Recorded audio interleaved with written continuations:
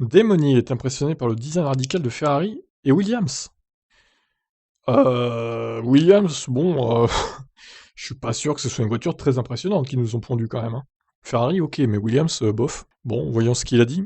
Ils vont revenir et dire: ils ont fait quelque chose de différent avec leur aileron avant. Avons-nous fait le bon choix? Que font-ils? A déclaré il. Ils vont procéder à beaucoup d'analyses des uns et des autres, et se poseront des questions. Les ingénieurs se demanderont forcément s'ils ont fait les bons choix ou non.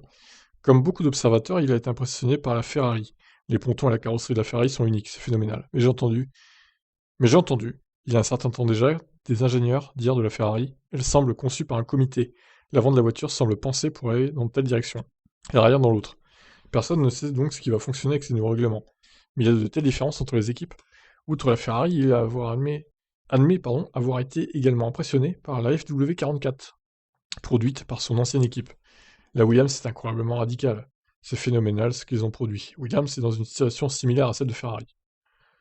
Non, clairement pas, hein. Faut arrêter, faut pas s'emballer Damon là quand même. Alors là, je vais le mettre en titre ça, c'est n'importe quoi ce qu'il raconte. Disons que Ferrari, à leur cheval cabré, a été quelque peu entravé lorsqu'ils ont eu des problèmes avec leur moteur. Ils ont fait un peu en arrière, ils ont décidé de repartir ensuite de zéro comme Williams.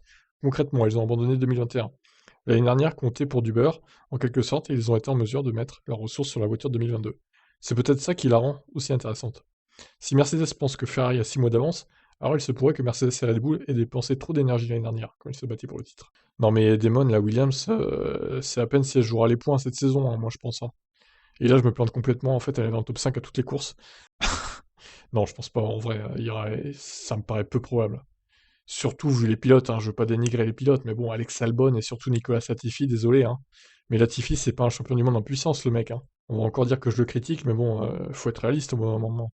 Albon est meilleur, certes, mais c'est pas non plus un cador.